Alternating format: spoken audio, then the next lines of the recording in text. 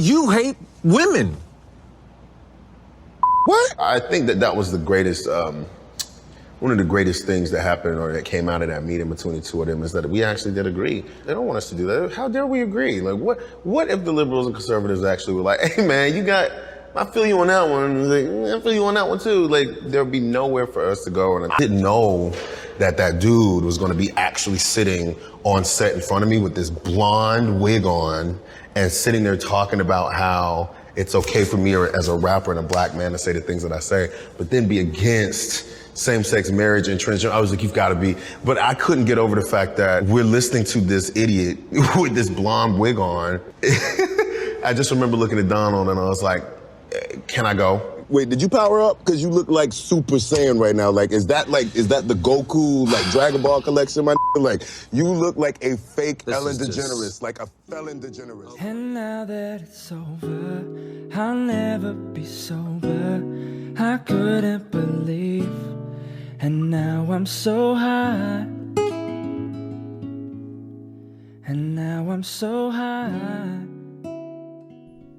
And what is happening, everybody? It is your boy Blake Weather. Welcome to another episode, Unfiltered Bachelor. I'm your Unfiltered Bachelor, Blake Weather. Back here on the Atlanta Breakdown Series, as always, with my favorite, maybe your favorite, maybe not your favorite, maybe like you're kind of like, he's okay. It is your neighbor with the flavor, your guy on the fly. Hey, we call him, it's Jeff. Jeff, what's up, brother? How's it going, everybody? I think the last option's the most likely. I think there's no one else around, okay. I think that's probably, right where I land. Pretty accurate, huh? I'm right in the, to quote one of my favorite comedians, if I'm your Tuesday night, you're doing pretty good. If I'm your Saturday, you can do better. Yeah. you're doing not okay in life. We need you to step on up. How you doing, man? You doing pretty good? Shit. I'm good. We're at one of my favorite episodes of this. Man, I was going to say the season. I think the series. This is one of my favorite of what you didn't know. I've not said this yet about any episode so far. This is one of my favorite, like top 3, top 2 of this season. Yeah, this is definitely top 3. If this isn't 1, it's 2. Yeah. Probably it's 2 or 3 advised for that spot. I'm trying to think of what else we have to watch, and we can rank them. And when it comes to the end of the series, but like so far of all the episodes we've covered, this is my favorite episode. It is called B.A.N, and what does it stand for? Oh, you know, it is it's in the IMDb. Yeah, let me read. Black American Network? Yes. I believe. B.A.N stands for Black American Network. It's basically a BET is what it is. And this is one of the it starts off like the way let's not even talk about how it starts off because I want to get into the trivia real quick. So, and this was one of one of my bits before it was the trivia. Real quick before the trivia, yes, I think we should point out IMDb 9.3, highest rated episode of this season. Yes. So the last one was 7.9. This is 9.3, bro. That's how powerful this episode is. So fucking powerful in every single way. Humor, social commentary, just like everywhere it goes is so fucking great. So the stranger from the first episode who offered Ern a Nutella sandwich on the bus. Mr. Nutella. Comes out in a commercial in this episode. We knew him as mystery black guy from the first episode, a.k.a. Mr. Nutella Sandwich. His name, of course, is Ahmed White. And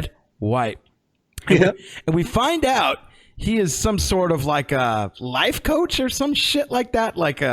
It's just really ridiculously funny. You know what? I could tell you what he is, man. He's a guru? He's a mystic. Got them crystals and he's got them crystals and the Ouijas. Hey, he throws the bones on the table and tells you, "Fucking man." He aligning your chakras, bruh. He's got them there tarot cards. Them there tarot reading, I'll tell you what, and doing crazy things. But yeah, so that's bit number one. Number two, this episode won an Emmy Award for Outstanding Directing for a comedy series. The director of this episode, again, Donald Glover. Fucking amazing. The TV show host Nathan Wilder, who interviews the kid who's transitioning. He's a black teenager transitioning to be a white 35-year-old. Nathan Wilder is the is the guy who interviews him in this episode. Oh, is the name of the character who interviews him. It's a parody to reference Nathan Felder, the host of Comedy Central's Nathan For You. In one scene, Wilder says, "Absolutely," which is the trademark phrase appearing in the end of every Nathan For You episode. And of course, like we said, B.A.N stands for Black American Network. I had my 3 point outs for this episode. They kind of one of them kind of tied in with The Stranger. I'm down to 2. I'll let you start off since you probably got a fresh 3 before we kick off talking about this episode. All right, so my 3. Before we do my 3, we're going to throw in the bit of trivia that I'd say that we found. If you're watching this, look up a picture of Stephen Glover, Donald Glover's brother. We think that he is in one of the made-up commercials of this episode, the one for Swishers. All right, so my 3 things. One, I love that Paperboy points out correctly that he's allowed to feel however he wants about someone and about something. And I like that the whole argument starts with, like, they're getting mad because he said he wouldn't hook up with Caitlyn Jenner, which, I mean, it's like one of the most ridiculous parts because I realize it's one of those things where when people are like, well, I just don't like gay people because, I mean, like, I think that every gay guy is just going to want to have sex with me. And it's like, that not everyone's attracted to everyone at all times, right? So, like, Paperboy's whole thing is like, yeah, I don't want to have sex with Caitlyn Jenner. And it's like, okay, he's not saying Caitlyn's not a woman. Right. He's not saying he's got anything wrong with her. He's just saying he doesn't want to have sex with her. And everyone's like, transphobic. Right. Like, no, he's just not attracted to her, man. So I thought that was fucking hilarious. 2, the whole thing with this goddamn kid saying that this young black kid saying he's a 35-year-old white guy from Colorado. Oh my God. It just kept making me think of it made me think of 2 things. It made me think of that one white chick who evidently was like in charge of like the president of some like black outreach group or something, but she was white and she just hardcore tanned. And 2, it reminded me of that chick being here in Austin, that ginger girl who tried suing UT saying that she didn't get in because she's white. And I was like, oh, it just reminded me of that. To touch on your point, but the third thing is, to touch on your point, to accentuate it, as I love doing, it is based on the first chick, the one that was all over the news, who like it had to be. Right? It was. I remember. I feel like it. I watched the Brian Tyree Henry. Is that what his name is? The guy who plays Paperboy. And I feel like he talked about this episode, and I'll probably put a clip of that in here somewhere, maybe in the beginning or at the end or something. But he talks about how they made this episode specifically as like what was going on in the world, like art imitating life type thing. Yep. So it is that. So great on you for pointing that out. And again, remembering that was then. Like, if you watch this now, it's easy to forget. Like, they're like, you look at this now and you're like, why the fuck would they talk about this? But if you remember what the fuck was going on then, it makes all the world of sense. Continue, bro. Oh, absolutely. And then the last thing is just how much I love the fucking commercials in this. They're all great. They all made me laugh so hard and think different things. I mean, the Charger one is making fun of all the stupid car commercials. The Arizona iced tea one, I was absolutely like, wait, what the fuck? It's 99 cents, man. Like, yeah, why is it ringing up as 149? But then the last one was, I was watching, I was like, dude, I don't think I've drank Mickey's since like my sophomore year of college. Jesus. The Mickey's beer commercial, malt liquor commercial, fucking hilarious. The Mickey champagne. Mm-hmm. It was just beer. No, it was just beer. They were pouring it like champagne, though. It was the champagne flute, and they were treating it like champagne and shit. Also, one last thing that I literally just learned, because when you were bringing up Brian Tyree Henry, I just looked him up real quick on IMDb, just make sure we got the name right. All right, so you remember a couple episodes back, I was mentioning how, just like a fun fact, that, Miles Morales, that Spider-Man, happened because they wanted Donald Glover to be Spider-Man, and then how later on Donald Glover played his uncle in the Spider-Man Homecoming movie. Right. Well, in Spider-Man Into the Spider-Verse, Brian Tyree Henry voices Miles Morales' uncle. Holy shit. They both played Miles Morales' uncle. Yeah, how cool is that? That's crazy. That's cool. Just random bit I literally just figured out. So yeah. That's a cool bit of trivia where they have to connect all the outside universe. My three, I did lose one. I did have a backup one just in case. So which was the one that you lost? Because I'm curious about that as well. I lost the Ahmad White, the Nutella sandwich guy. Yeah. Yeah. So in the last episode, we talked about a kid wearing whiteface. And in this episode, we have was that foreshadowing what was to come? Because we have a guy actually becoming white, like in the transition to becoming white in this episode, right? Like it doesn't make sense if you stop on that episode, but if you continue this, like, was that foreshadowing? Question mark. That's a very good question. Isn't that great? Like, I didn't think about this until today. I was just like, I never would have thought of that. Yeah. Oh, okay. Then we also have, is that Tavis Smiley? Are they making fun of Tavis Smiley? Like, it literally. I think they are. Yeah, I think that's it literally reminds me of Tavis Smiley. Like, even with the intro music and the around the table type feel, and it's the dark background. Like, if you've ever watched a Tavis Smiley on PBS interview, when he interviews any fucking buddy, he has this, hey, how you doing? Like, I'm not saying that it's his announcer voice. It's like, now coming to the it's and proper. now let's get a word from Blake. Blake, how was your weekend? It's not how people talk. Know. It sounds so fake. It sounds so proper. It sounds like he's trying to be like just on like an on TV personality, and it does not sound natural. It makes me think of like those old school radio broadcasts. Yes, I don't and like coming up now, we've got Whitey Willerson, and up he hit a line drive up right to the shortstop. That's too bad for Whitey. Like, Right. Like the old extra. Read all Today about in him. news. Right, yeah. Those types of, yeah, I ain't got time for all that shit, man. I don't like it, but I feel like there's a play on Tavis Smiley, the whole Montague thing. And then also the one of the commercials, the Cocoa Crunch or whatever the fuck it is, a Coconut Crunch. Holy shit. The commercial is playing in the previous episode, so a lot of foreshadowing. The commercial is playing in the previous episode when Van calls Alfred, aka Paperboy. It's the exact same. Like, just listen, go back, pause this, go back to play that piece. It is the exact same goddamn fucking commercial, bro. So those are just my that was my three commercial takeaways. too. Which I think it's also important to point out with that commercial. Remember, this episode came out pretty much around the time when it was every other week there was a police officer that's Stephen Glover, beating a black guy. Oh, that's Stephen Glover, by the way. Yeah. That is him. The one he was wearing the gray with the gold chain, right? Yep, that's him. That's him. Stephen Glover's in this episode. Dude, I can confirm it. It looked so much like Donald Glover that I just typed in Stephen Glover in Google, and I was like, that was him. Yeah, that's him. Hey, that's him. Well, what were you saying? I'm sorry. I interrupted you. Oh, no, I was just saying, I think it's important to remember that. So while, like, you can be like, oh, that's a funny commentary on, police issues with the black community, especially in America, blah, blah, blah.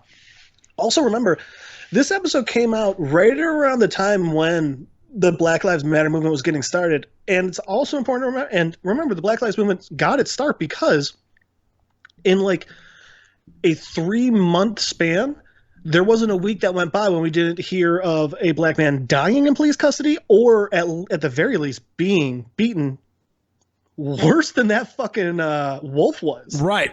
So also remember, like, I think it was really, really, I don't know if I want to say brave, but like responsible of them to put something like that on the air at that time, you know? Mm-hmm.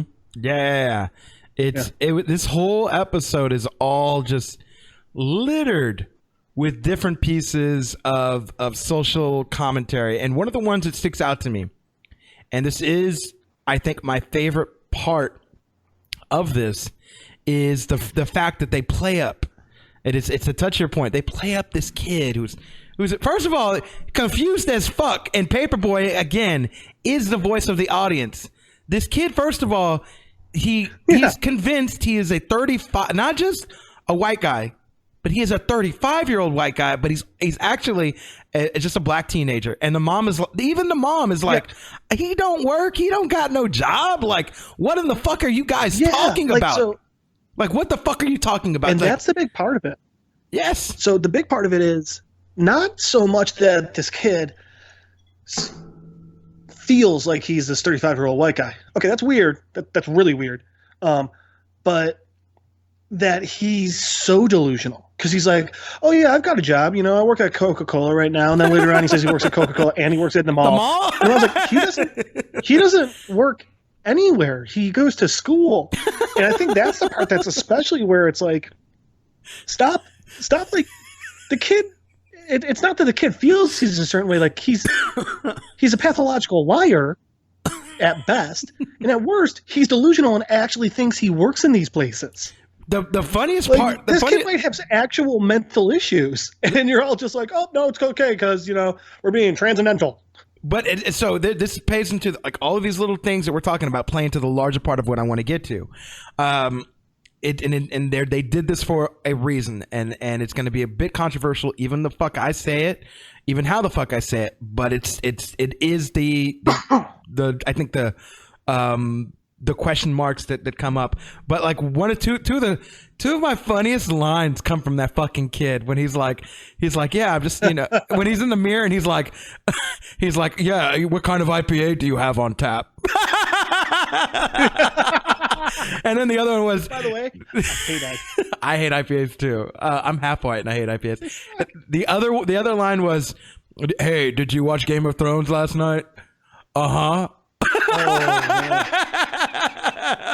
he's like, yeah. The funniest line he said. The best line he has is, which one? When you see a black guy pulled over by the police, and all of a sudden you just hear, "Yeah, that's definitely him.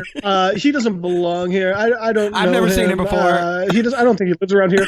And the black guy talking to the police goes, "I called them," which is like at a takeaway, so funny. No, the other one. But also, like, white people do that. They do that.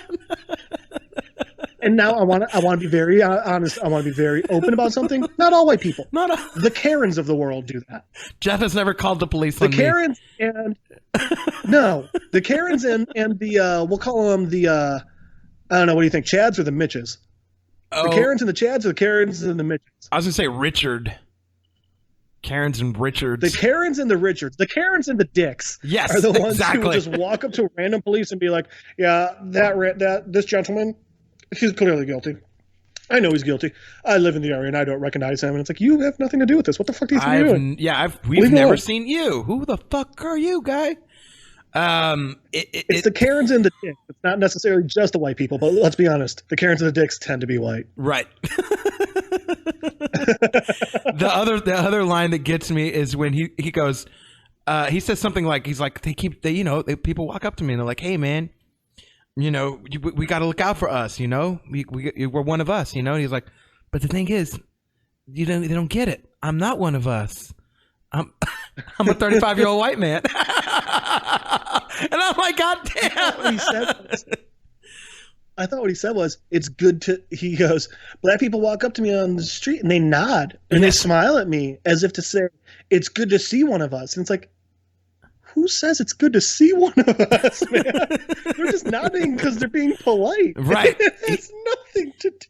He has taken this so far. So to touch on the bigger aspect, like these are just the microscopic points of this, but it is the bigger aspect of, he thinks he's white. He thinks he's 35. Then they ask him, so transsexual rights, you're all about that, right? And he goes, "No, that's nasty." He's like, a man and a woman is a relationship. Like this, that is like, I don't want nothing to do with that. And they're like, "Wait, what the fuck are you talking about? Gays to get married? That's gross." Yeah, he's like, it's a man and a woman. That's the way you do this. And it just blows the lid. It's now like, if you think And they tried to put Paperboy in this box too.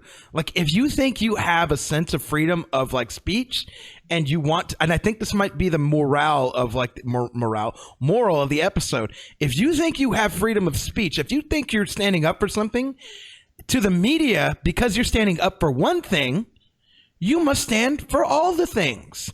Right? For Paperboy, he's standing up for himself as a rapper, as what he's, he's just trying to make a point.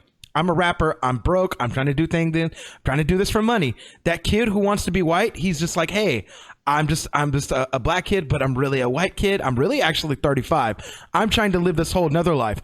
What the media, what this whole point of this, what it reminds me of is like, the media's like, oh, because you do that, you must think everybody's rights, like you're agreeing with freedom of everybody's rights, right? And the whole point is, no, everybody has their own selfish, like, wants and what they feel is important to them. They don't have to agree with like position A, position B, position C. They're just caring about what applies to them.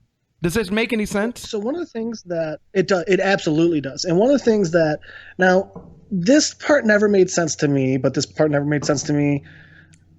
But also, I mean, being a white guy and I mean, a pretty privileged person, like, it wouldn't make sense to me. But it's the host. It's I'm going to call her an activist because I know she's an author. I don't know what else she does. And it's Paperboy, right? Yes. Well, she says to Paperboy, she goes, like, Paperboy's sitting there and he's defending not wanting, and once again, he's just defending not wanting to have sex with Caitlyn Jenner. He's not defending anything else. And she goes, well, as a black man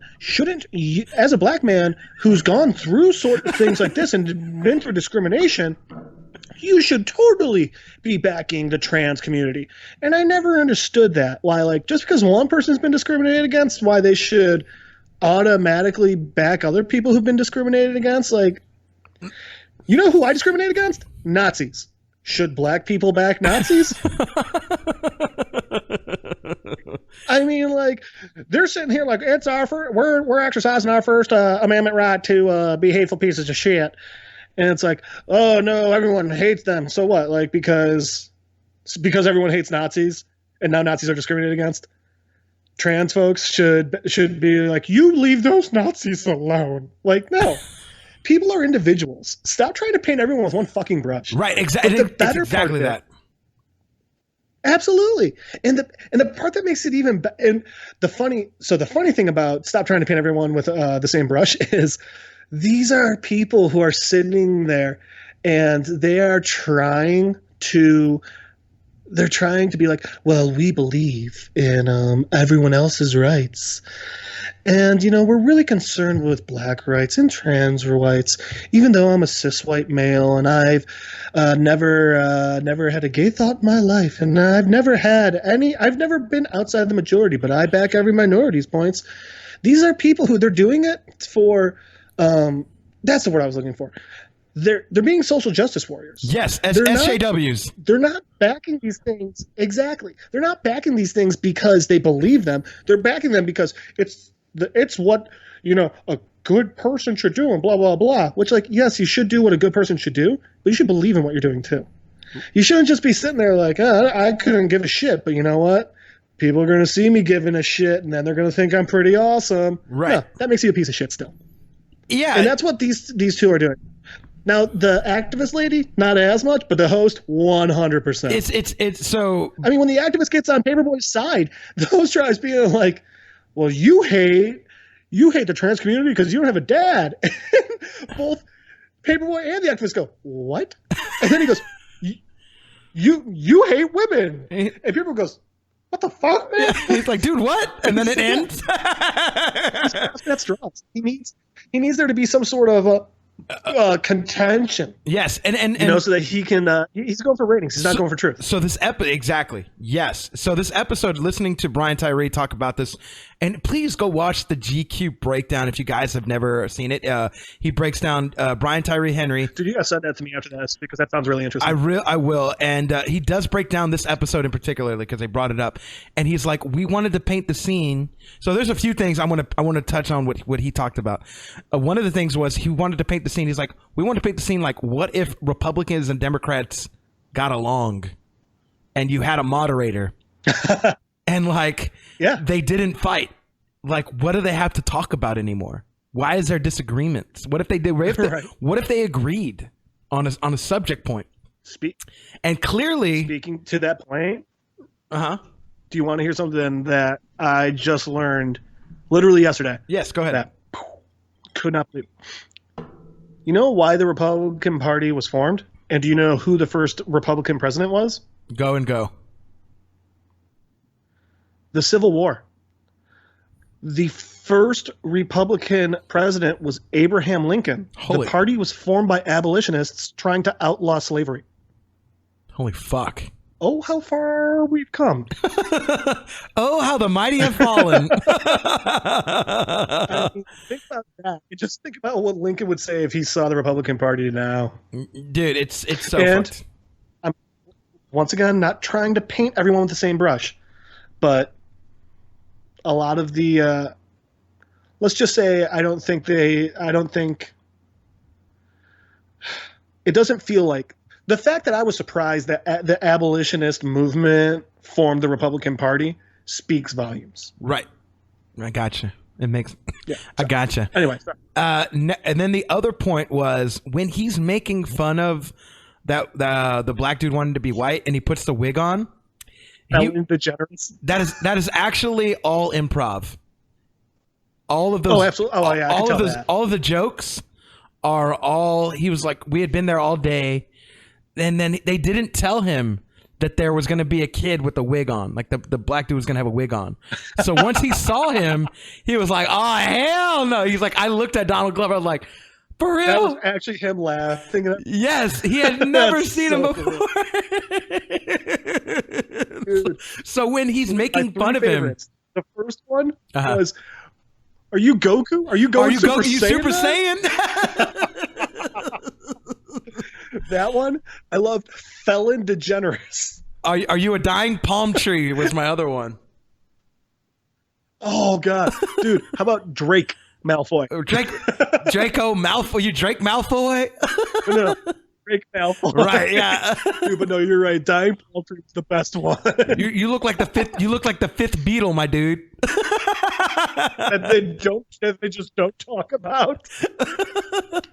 And so that's just kind of like throwaway trivia, but like please watch that GQ thing. I will send it to you after this because there's a few more episodes that are coming up that he actually is going to talk about that we're going to cover, next. Obviously, I think one of them is the one where they go to the club, right? So it'd be cool to kind of learn some background behind that. But the other thing I was going to say, my question to you about the end of the episode where he's wearing that wig and Paperboy was making fun of him.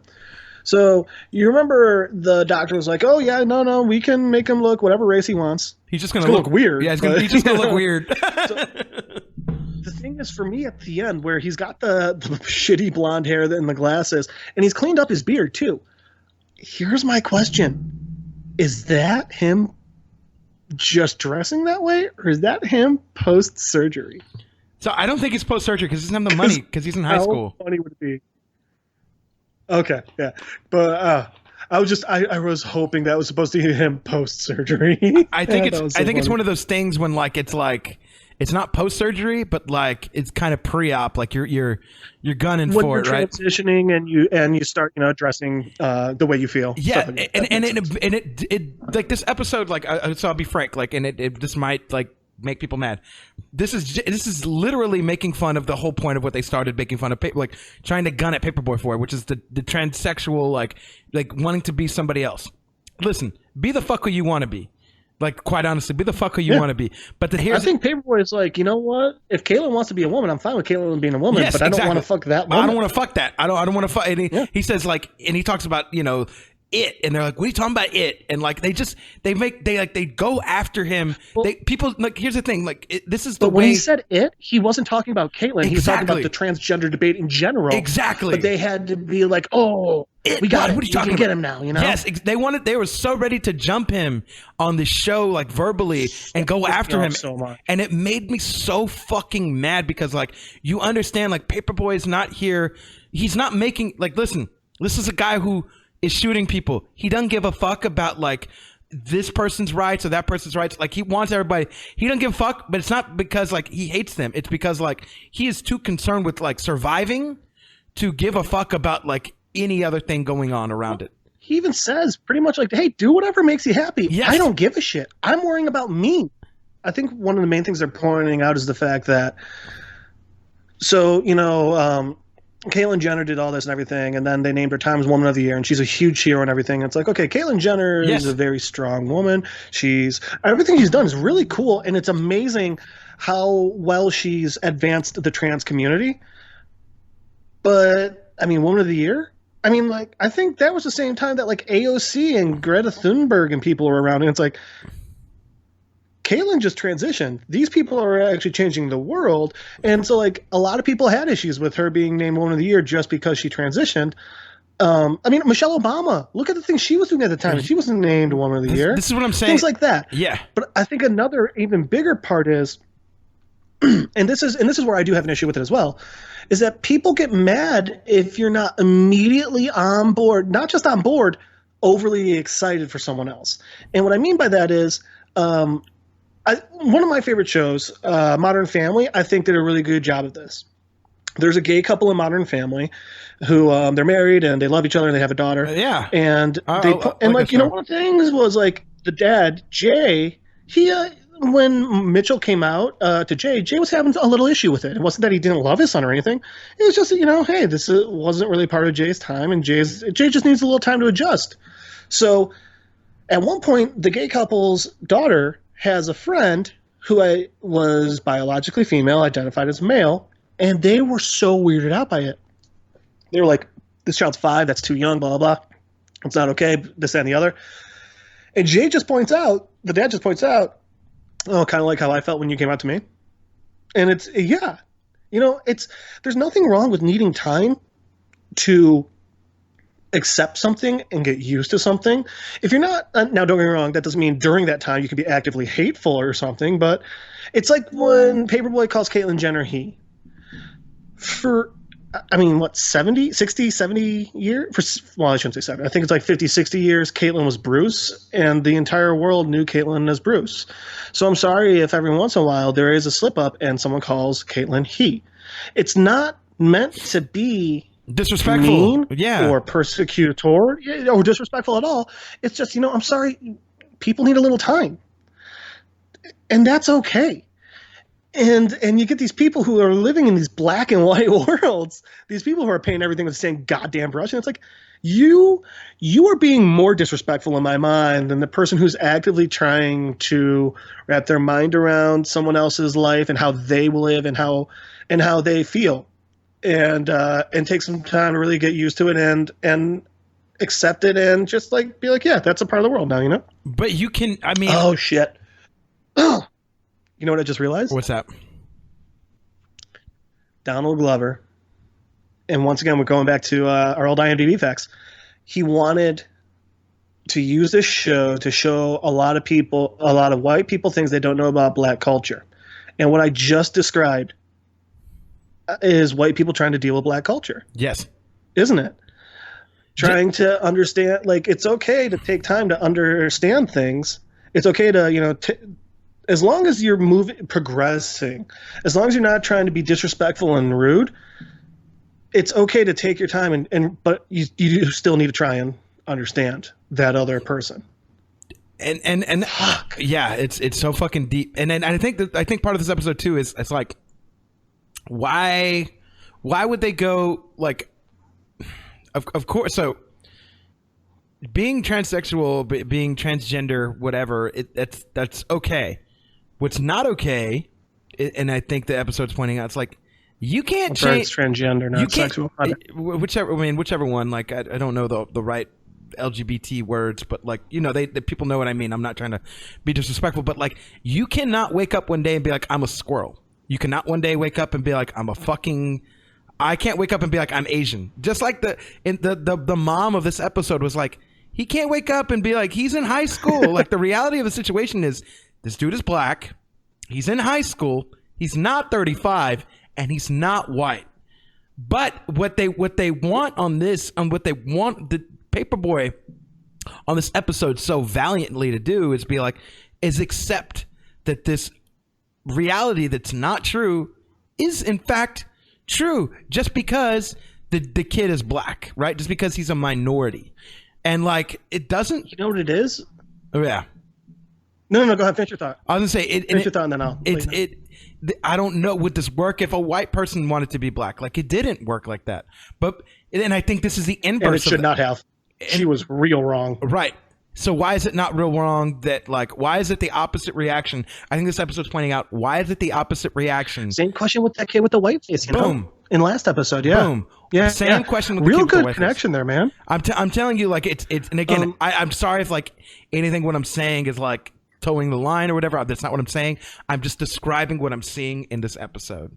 And that's it. And it's very, it's crazy. I gotta say, I know that, like, this is coming from one of us in this conversation, but we're not being disrespectful. We're explaining the episode, we're explaining the reality, and we're explaining just, you know, certain beliefs. It is what it is. Neither of us are being rude. Neither of us, well, maybe we're coming off as rude, but I think it's also important to point out, like, you know, we don't need to be, you shouldn't have to be scared to just talk to people as a normal person, you know?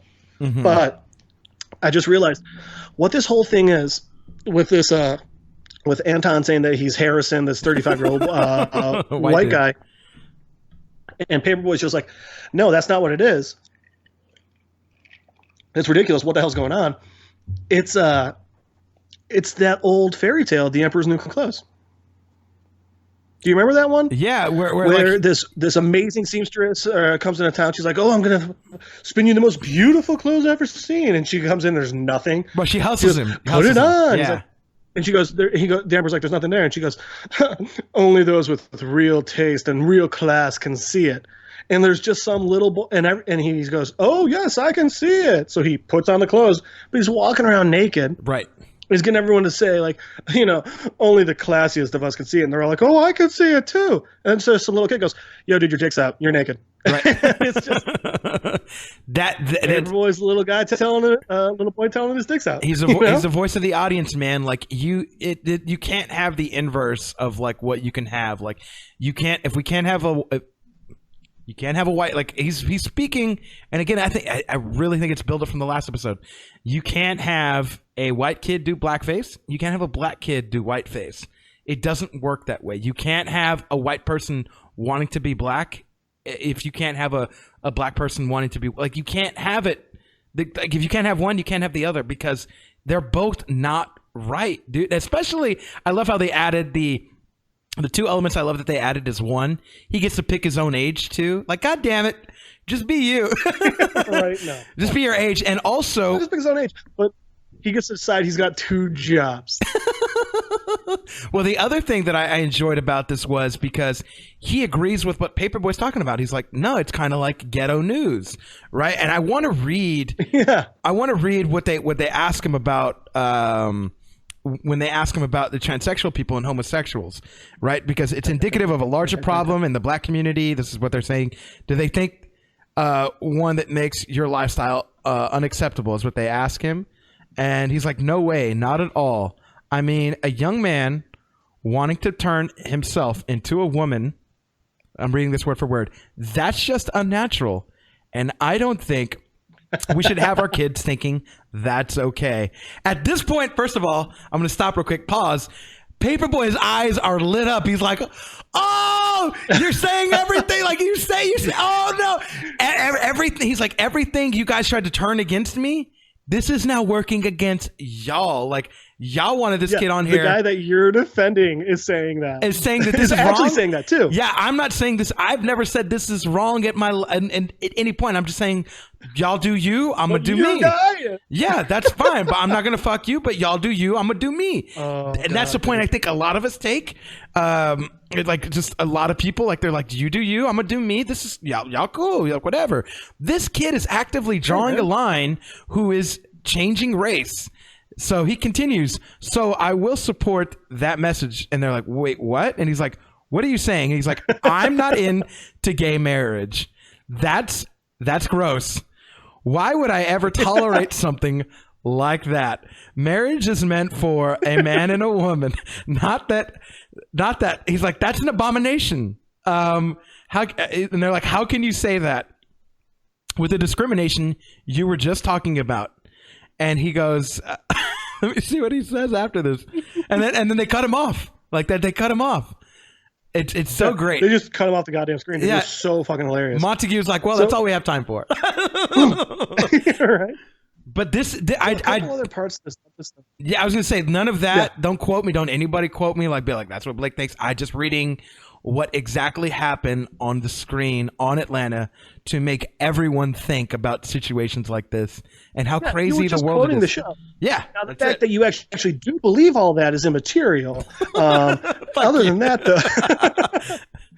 No, so one of the things that I thought was interesting about this is that I also was thinking a lot of cultural appropriation and things like that. And because I've always had an issue with cultural appropriation. And the reason why I've had an issue with it is since I was a kid, I've loved the country of Japan. I think it's amazing. I've studied their mythology and I've studied their history just for fun because I think it's cool. I think it's awesome. I think samurai ninja are dope, and I want to be one day. So whatever. So when you get people, and I think the Cherry Blossom Festival, I would love to be there to see that. I think it'd be so beautiful. And I think these people who get on your case who's like, that's ours. You can't enjoy that. I think that's so ridiculous. Mm-hmm. I thought the same thing with I love Hawaii. Hawaii is my favorite place I've ever been to in my life. I've never felt more happy and at peace. And when Moana came out, I loved it. I thought it was such a great movie. And then that Halloween, you had little girls wanting to dress as Moana and people being like, that's cultural appropriation. It's like, no, it's not. There's a difference between cultural appropriation and celebration. And I think we need to really, really understand that as well, because there's so many people who there's people who love rap and they love the black culture and things like that. And you want to be like, oh, that's cultural appropriation. No, it's not. It's not cultural appropriation to really love another culture or another community. It's celebration. It's exciting. It's good things, you know? Mm-hmm. Yeah, but the other thing that I want to point out in this episode. Oh, yeah, go ahead. No. Because I'm going on a different tangent here. Totally agree. Keep going. The other thing I want to point out about this episode is this is the first episode that Ern is not in at all. At all. Yes. So two things about that. One, I wonder if the reason Ern was barely in the last episode. He's not in this episode. These are the first two episodes that Donald Glover has directed. I wonder if part of the reason he was in it so little was so he could focus on directing, or I wonder if they were like, hey, if they had already written these ones and they're like, oh, hey, then you should direct those ones. And that's just a personal, quandary of mine. I think. And the other thing is, I was saying, my opinion of this, I think they could have included Ern, but they probably could, like, especially the point where Paperboy's like, I'm just here to make money, and they're like, nobody's getting paid for this, and he's like, Ern.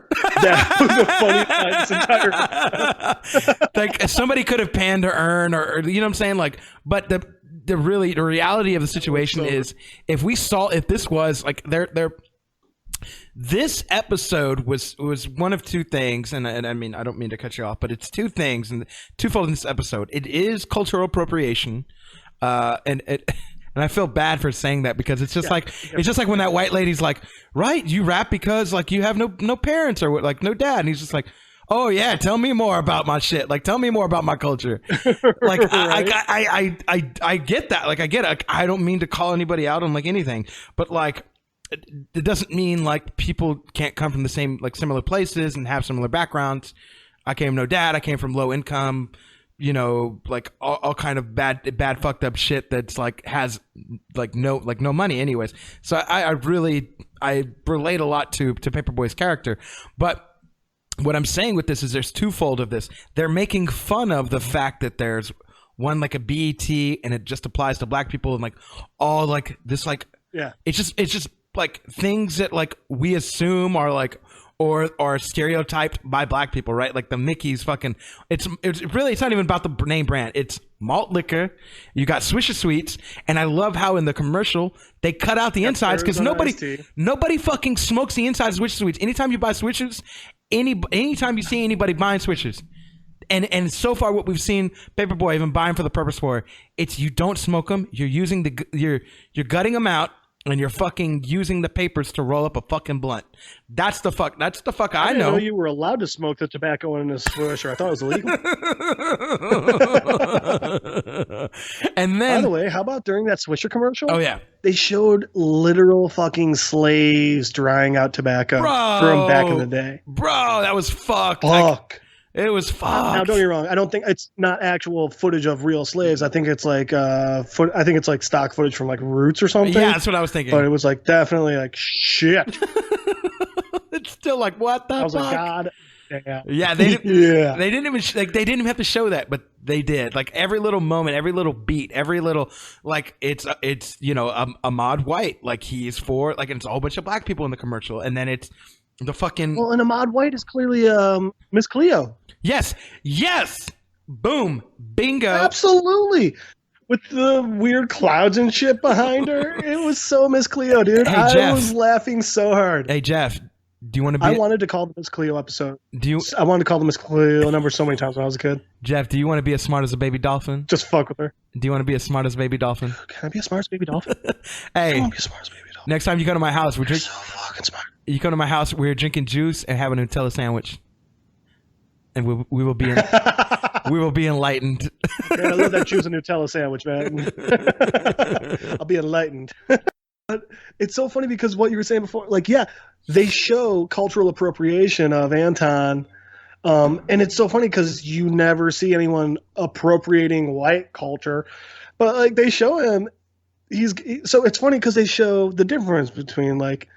This is going to sound so weird, but he's doing stereotypical white things. He's going to a farmer's market. He's playing a couple rounds of golf. But then they show him, like, walking up to police, like, yep, that guy did it. Yeah. And then literally trying to become white. And it's like, my God, this is going to work. I loved how they're like, he's like, I'm dressing like I am post-surgery. Like, he's like, what does that mean? He's like, I'm wearing a thick brown belt. I wear a lot of Patagonia. Patagonia, that's what made me laugh so hard at it. Oh. Bro, I'm fucking done, dude. This fucking episode is fucking. It's very cultural, like it's very stereotype, very cultural appropriation, and it is the how far do you push the limit of like what we expect rappers to think, and like what is the whole mindset of like. These whole Absolutely. Things we should they need to fit in and yada yada, when really I think the point of this episode is we have no place to tell people what the fuck they need to think. And if you come from a struggle, that doesn't mean you support all the struggles. You might have your own and might not even be aware of like what the hell is going on. And just because like it's just and even the Dodge Charger commercial, like you made fun of it. It's like it's cool to have a car, but what even the cool. Do you think that's supposed to actually be a commercial, or do you think that's just like some random guy driving through town that they're just showing between the show? Well, there's the things that make me think that there's really one thing that makes me think it's you've got to flaunt, you've got to perk up, you got to peacock. And it showed it's a black dude, so it's blatantly for like in black culture, you got to stunt. You know what I mean? You got to stunt, and they talk about this in the series as we see this. Not to give it away, but like you got to stunt, man. Like you have to stunt in Atlanta, in the world, in the universe of Atlanta. You have to stunt, and that's what this dude is doing.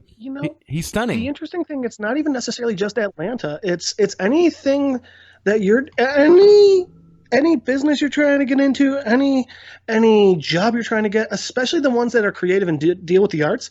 If you really want to get noticed, you got to make a big fucking splash, or no one's gonna take notice, man. Yes, exactly that. And I think that that's part of showing. Like you see the first bit, you're like, oh, dude's driving, oh, it's a cool car. They're just showing off cars. But what really cut to the core, Baxter, was the scene. Nice. Well done. Was the scene where the dude tells the story. He's like, yeah, that dude went through a divorce and he was quiet though. It's a funny anecdote, Found out his wife left him for his brother. They went to court. No, they went to court, and he was quiet the whole time. But the only thing he said was, "Leave me my Dodge Charger." And you see it like he's like, and he's been driving around the neighborhood for like 2 weeks. You know what I mean? Like, it's not the commercial's not about like, you think it's about stunting, you think it's about like just like showing off, and it is, but it's also about like at what cost? At what cost does stunting and show it off? Like, how far are you willing to do this? What's that? What'd you say? Guy literally doesn't even own pants. Exactly.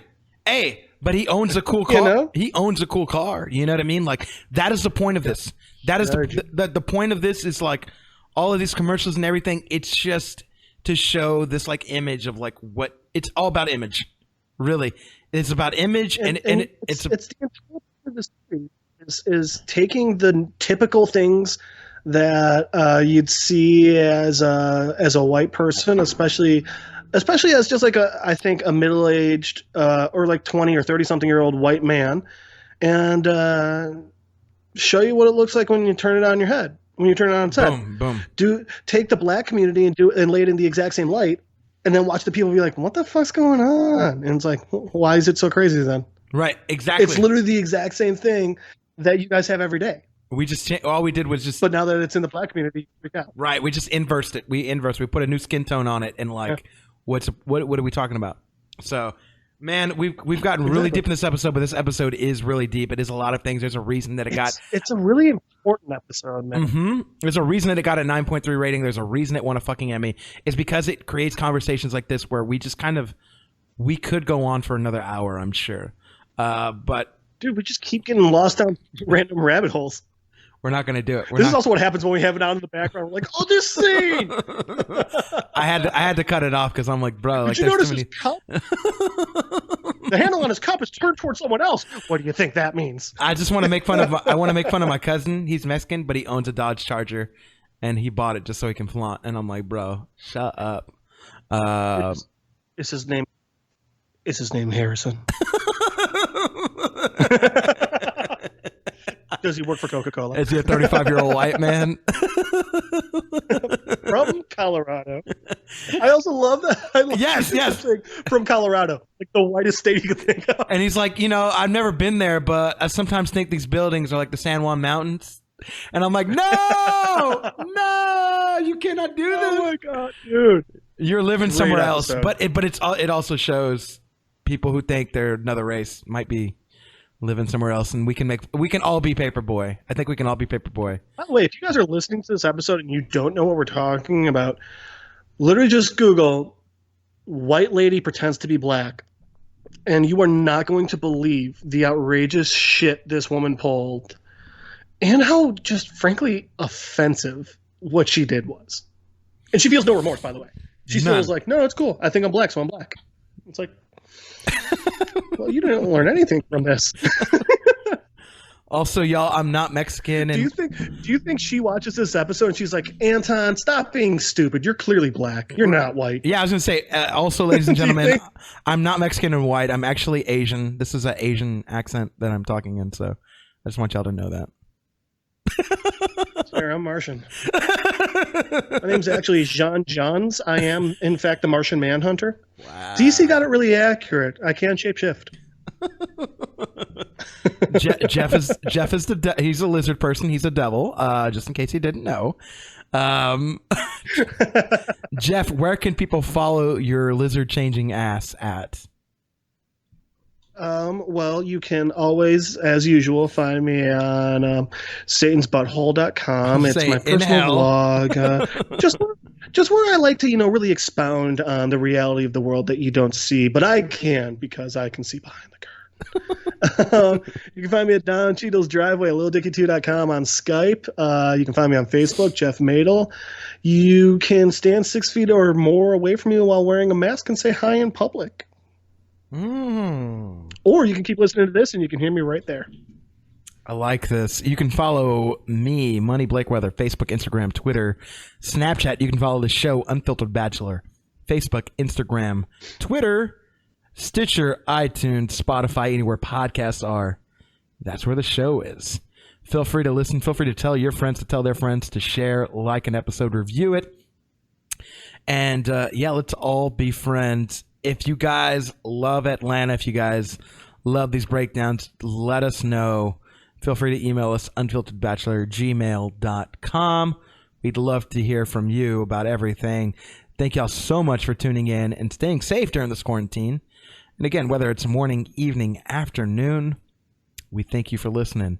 And until the next time and until the next episode, we will see you. Peace. Girl, what's your problem? 'Cause I know it's hard sometimes. Baby, just give me some time.